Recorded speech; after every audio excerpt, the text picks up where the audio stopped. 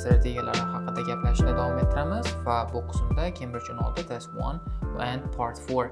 Demak, part 4 strategiyasini va part 4 ni qanaqa qilib ishlash bo'yicha bugun ma'lumotlarni ko'rib chiqamiz. In part 4, the most important thing, well, the questions are, the number of questions are like 10 as usual, and there are mostly feelings questions, and the only things that you need to get 10 out of 10 correct answers is basic idea on the topic and the knowledge of vocabulary. If you don't know the words, you're gonna make mistakes. And here, what we have to start with is looking at the instructions. Demak, bu qismda instruksiyalarga e'tibor bilan boshlashimiz kerak. Xo'p, demak, bu qismda one word only. Demak, faqatgina bitta so'z berilganligini ko'rishimiz mumkin va bu qismda stoitsizm haqida gaplashishlar ekan. Demak, bu qismda o'zingiz ko'rganingizdek, part 4 da asosan university lecture, demak, bir kishi leksiya berishadi va biror bir mavzu haqida. Demak, bu qismda o'zimizni in this example, we will talk about stoicism. Ma'lum bir topic haqida gapirishadi va ma'lum bir topic haqida umumiy ma'lumotlar berishadi va bu ma'lumotlar xohlagan, istalgan mavzu bo'yicha bo'lishi mumkin va bu qismda biz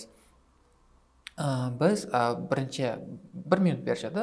Har bitta hamma savolni o'qib olishga 31 dan 40 gacha, demak 2 ga bo'lingan holda bo'lmaydi, hammasi birda keladi va hammasini o'qib olishimiz kerak va e'tibor beradigan qismlarimiz bu qismda headings: ancient stoics, stoic principles, the influence of stoicism, and relevance of stoicism.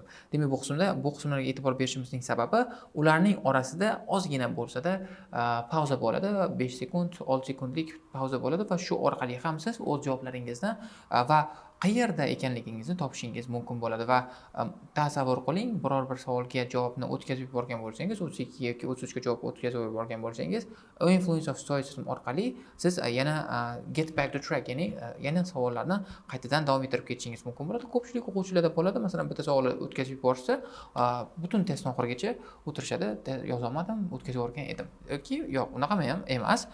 Shu headinglarga, asosiy mavzu doirasiga e'tibor bergan holda savollarga javoblarni topishimiz mumkin hisoblanadi va keling birgalikda endi savollarga taxminiy javoblarni ko'rib chiqamiz. Stoicism is still relevant today because of its appeal. Xo'p, demak, bu qismda appeal e'tiborni jalb qilish kabidagi noun bo'ladi. Demak, noundan oldin bizda mostly adjective plus noun strukturamiz bo'ladi yoki noun plus noun strukturamiz bo'ladi. Demak, bu qismda it can be beautiful appeal, social appeal, political appeal, natural appeal, doesn't matter, we will see. Noun plus noun or adjective plus noun. 32 stoic ideas are surprisingly well known despite not being intended for someone. Demak, intended for doing something. Demak, bu qismda intend for ga plan qilish, intend degani mening niyatim bu. Niyat qilinmagan. Xo'p, niyat qilinmagan deya qolaylik. Go Google it. Just go find yourself. I don't care about it. Xo'p, intended for someone yoki intended for doing something. Demak, bu qismda plus somebody or verb ing. Ko'rishingiz mumkin, asosan somebody bo'lishi kerak, chunki verb ing bo'lsa ma'no chiqmay qolishi mumkin. Shuning uchun ham somebody deb hisoblaymiz. Intended for people, intended for anyone. So we will see. Next one. Epictetus. Demak, bu qismda o'zingiz e'tibor berishingiz kerak bo'lgan qism, bu qismdan tashib ketmaslik kerak, chunki boshqa, what I mean is, faqatgina savolga bog'liq gapni o'qish juda ham xato hisoblanadi. Chunki savolni o'tkazib borishingiz mumkin va o'tkazib borgan vaziyatingizda agar tekstni umumiy ma'nosini bilsangiz, qaysi bo'lim haqida gap bo'layotganligini tushunishingiz mumkin bo'ladi va bu qismda stoicism was founded over 2000 years ago in Greece. Demak, bu qism juda ham, masalan, Greece so'zi sizga key point vazifasini o'tashi mumkin. Masalan, Greece deganda, demak, bu qismda Greece haqida gapirilayotgan ekan, demak 21 ga yoki 32 savolga yaqin ekanmiz degan sizda tuyg'u paydo bo'lishi mumkin. Shuning uchun ham har bir qismni savol berilmagan bo'lsa ham, savol kiritilmagan bo'lgan qismni ham e'tibor bilan o'qishingiz kerak bo'ladi. Happiness could be achieved by leading a virtuous life. Controlling emotions was essential. Epictetus said that external events cannot be controlled, but the people make in response can be controlled. Demak, tashqi muammolar, tashqi hodisalar kontrol qilib bo'lmaydi, lekin odamlar qiladigan nimadir kontrol qilinishi mumkin. Demak, odamlar nima qilishi mumkin? Odamlar noun, it's just noun ko'ramiz. Odamlar qiladigan ish ekan. It's like action, maybe it's just some kind of action. We'll see. Stoic is someone who has different view on experiences which others would consider as plus adjective. Xo'p, demak, stoiklarda boshqa birorta o'zini experience'iga, tajribasiga boshqacha qarashi bor ekan. Asosiy odamlar, ko'pchilik odamlar buni shu kabi qabul qilar ekan. Shu kabi qabul qilinishi bu qismda o'zingiz ko'rganingizdek adjective. Consider as beautiful, consider as dangerous, you will see it's adjective. So George Washington organized about Cato to motivate his men. Xo'p, Cato haqida o'zini odamlarni motivatsiya qilish uchun organize nimadir qilgan ekan, nimadir tashkillashtirgan ekan. Bu tashkillashtirgan narsasini ko'rishimiz mumkin bo'ladi, bilmayman hozir. Organized a meeting, organized a club, organized a fan base, organized. I don't know what is it. It's just something that can be organized. We will see.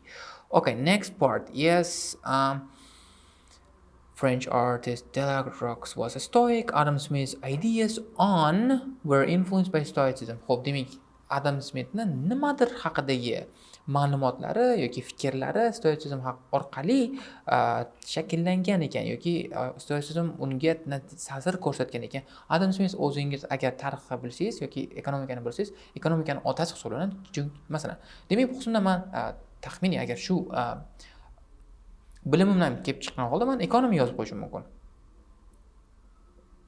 It's just a wild guess, we will see. Chunki Adam Smithning nima haqidagi ideyalar bo'lishi mumkin? Chunki Adam Smith history. Adam Smith in popular in history, but just mostly economy. We'll see. Like ko'ramiz. Keyingi qism cognitive behavior therapy, CBT. The treatment for is based on ideas. Treatment for noun. It's like treatment for people, somebody, or something. Xo'p, demak, bu qismda treatment for somebody, for allergy or blind people. Demak, bu qismda o'zingiz ko'rganingizdek kim uchundir yoki nima uchundir, qaysidir kasallik uchundir treatment. What is treatment? Davo yoki davolash usuli bundan stoitsizmdagi ideyalardan ga asoslangan ekan. Shuning uchun ham bu qismda yoki odam yoki biror bir kasallik turi kelishini ko'rishingiz mumkin. People learn to base their thinking on yana nimadandir asoslar ekan, buni bilmayman. Noun simply.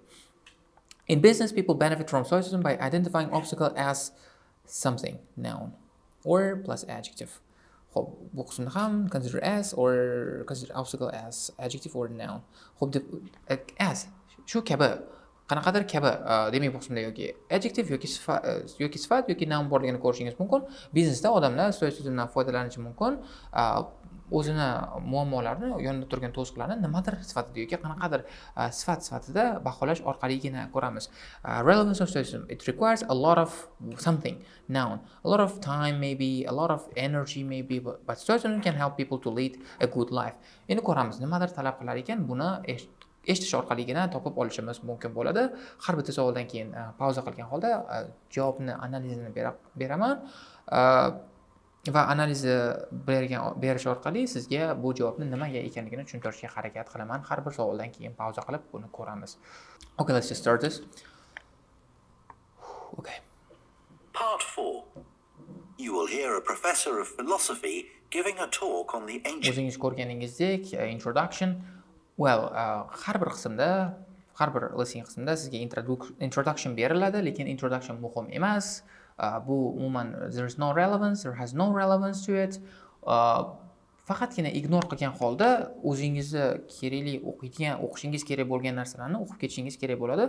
Agar qog'ozimga e'tibor berayotgan bo'lsangiz, ko'plab note taking qildim va shunaqa note taking qilish sizga javoblarni yuqori precision, aniqlikda topishga yordam berishi aniq. Shuning uchun ham o'zingizda shu skillni shakllantirishga harakat qilishingiz kerak. Keligini davom etamiz. Philosophy of Stoicism. First, you have some time to look at questions 31 to 40. Xo'p, demak, bizda savollarni ko'rib chiqishga vaqt berishdi. Demak, I'll just skip this part. BC, Stoicism, and to achieve just about talking or Okay, let's just wait a bit because it's just really Now risky. listen carefully and answer questions 31 to 40. Okay, let's start. Ancient philosophy is not just about talking or lecturing or even reading long, dense books. In fact, it is something people have used throughout history to solve their problems and to achieve their greatest triumphs. Specifically, I am referring to Stoicism, which in my opinion is the most practical of all philosophies and therefore the most appealing. Stoicism was founded in ancient Greece by Zeno of Citium in Zeno of Citium. Okay, fine. It doesn't matter. O'zingiz ko'rganingizdek, practical, the most practical of all philosophy, and that's why appealing. O'zingiz ko'rganingizdek, bu qismda practical so'zi bu qismda javob bo'lishi kerak bo'ladi. the early 3rd century BC, but was practiced by the likes of Epictetus, Cato, Seneca, and Marcus Aurelius. Amazingly, we still have access to these ideas, despite the fact that the most famous Stoics never wrote anything down for publication. Xo'p, demak javobimiz for publication. Didn't write anything for publication. Demak, ular hech narsani publikatsiya uchun yozmagan ekan for someone, something, or okay, it was something. I made a mistake, but I found the answer. But o'zingiz ko'rganingizdek, intend for something. Publication uchun intend qilmagan bo'lsa ham, bosma chiqarish uchun demak chiqarib ketgan ekan, mashhur ekan. Despite the fact that deyishdi, o'shanda ham keywordni topishingiz mumkin bo'ladi. Cato definitely didn't. Marcus Aurelius never intended his meditations to be anything but personal. Seneca's letters were, well, letters, and Epictetus's thoughts come to us by way of a note-taking student. Stoic principles were based on the idea that its followers could have an unshakable happiness in this life, and the key to achieving this was virtue. The road to virtue, in turn, lay in understanding that destructive emotions like anger and jealousy are under our conscious control. They don't have to control us, because we can learn to control them. In the words of Epictetus, external events I cannot control, but the choices I make with regard to them, I do control. O'zingiz ko'rganingizdek, external events that I cannot control, but choices I make, I do control. Xo'p, o'zingiz ko'rganingizdek, the choices I make, I do control dedi. Epictetus shunaqa gap gapirgan ekan. Demak, o'shandan javobni topib olishimiz mumkin. Epictetus said that external events cannot be controlled, but the choices people make in response can be controlled. Demak, the answer is choices here. And let's just continue. Modern-day philosopher and writer Nassim Nicholas Taleb defines a Stoic as someone who has a different perspective on experiences which most of us would see as wholly negative. Would see as wholly negative. Okay, wholly negative so'zini yozolmaymiz chunki bizda one word only. Xo'p, negative. Xo'p, bu qismda ham e'tibor berishingiz kerak bo'lgan qism ular wholly negative deyishdi. Agar siz wholly negative yozib qo'ysangiz, wholly negative degani bilan sizda one word only bo'lgani uchun javobingiz xato bo'ladi. Shuning uchun ham instructionsga qarash juda ham muhim hisoblanadi. Nassim Nicholas Taleb deyishdi. Demak, bu qismda different view on experience that most people consider wholly negative deyishdi. Demak, javobimiz think about as negative deyishdi. Shuning uchun ham javobimiz consider as negative javobimiz to'g'ri javob bo'ladi bu qismda. Davom ettiramiz. A Stoic transforms fear into caution, pain into transformation, mistakes into initiation, and desire into undertaking. Using this definition as a model, we can see that throughout the centuries, Stoicism has been practiced in more recent history by kings, presidents, artists, writers, and entrepreneurs.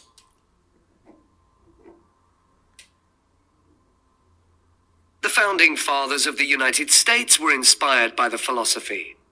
George Washington was introduced to Stoicism by his neighbors at age 17, and later put on a play based on the life of Cato to inspire his men. Thomas Jefferson Put on a play. O'zingiz ko'rganingizdek, was introduced by neighbors. Put on a play about lives, Cato's life to inspire his man. Demak, bu qismda motivate word, hop, inspire. Demak, motivate ni o'rniga inspire ishlatishdi va organize o'rniga put on so'zini ishlatishdi. Keywordlar ishlatildi va shu orqali javobimiz play bo'ladi. Va nima haqida gapirishyapti? Jefferson haqida gapirishayotgan edi. kept a copy of Seneca beside his bed. Writers and artists have also been inspired by the Stoics. Eugene Delacroix, the renowned French romantic artist, known best for his painting Liberty Leading the People, was an ardent Stoic, referring to it as his consoling religion. The economist Adam Smith's theories on capitalism were significantly influenced by the Stoicism that he studied as a schoolboy. And O'zingiz ko'rganingizdek, bu qismda economy so'zini ishlatgan edik, lekin economy so'zi to'g'ri emas, balki the word capitalism. It's just close, still close. The word capitalism, Adam Smith's ideas on capitalism were influenced by Stoicism. Demak, javobimiz capitalism. a teacher who had translated Marcus Aurelius's works. Today's political leaders are no different, with many finding their inspiration from the ancient texts. Former US President Bill Clinton rereads Marcus Aurelius every single year, and many have compared former President Obama's calm leadership style to that of Cato. Wen Jiabao, the former Prime Minister of China, claims that Meditations is one of 2 books he travels with, and that he has read it more than 100 times over the course of his life. Stoicism had a profound influence on Albert Ellis, who invented cognitive behavior therapy, which is used to help people manage their problems by changing the way that they think and behave. It's most commonly used to treat depression. The idea is that we can take control of our lives by challenging. O'zingiz ko'rganingizdek, it's mainly used to treat the depression. Xo'p, demak bu qismda gipotezamiz ishladi. Demak, kasallik depressiyani davolashda ishlatilar ekan. The irrational beliefs that create our faulty thinking, symptoms, and behaviors by using logic instead. Stoicism has also become. Xo'p, people learn to base their thinking, people learn to base this foundation on logic instead. Demak, bu qismda 38 is logic. Popular in the world of business. Stoic principles can build the resilience and state of mind required to overcome setbacks, because Stoics teach turning obstacles into opportunity. A lesson every business entrepreneur needs to learn. I would argue that O'zingiz ko'rganingizdek, problem, identify a problem as opportunity. Every business person needs to learn. Okay, identifying obstacles as opportunity will be our answer here. studying Stoicism is as relevant today as it was 2,000 years ago, thanks to its brilliant insights into how to lead a good life. At the very root of the thinking, there is a very simple way of living. Control what you can and accept what you can't. This is not as easy as it sounds and will require considerable practice. Okay, a lot of practicing. Hope it's not practice. Okay, it's not as easy as it sounds. It will require considerable practice, and the word considerable is the synonym of a lot. Section 3. Whoa. Considerable. Xo'p, o'zingiz ko'rganingizdek, javobimiz considerable practice va Stoicism can help people lead a good life. Demak, asosiy qismimiz o'z nihoyasiga yetdi.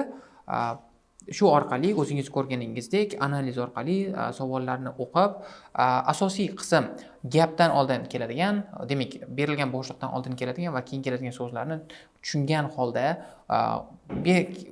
yozishimiz kerak bo'lgan so'zlarni taxmin qilgan holda javobni topishingiz mumkin. I hope we can solve your problems in section 4 using the video.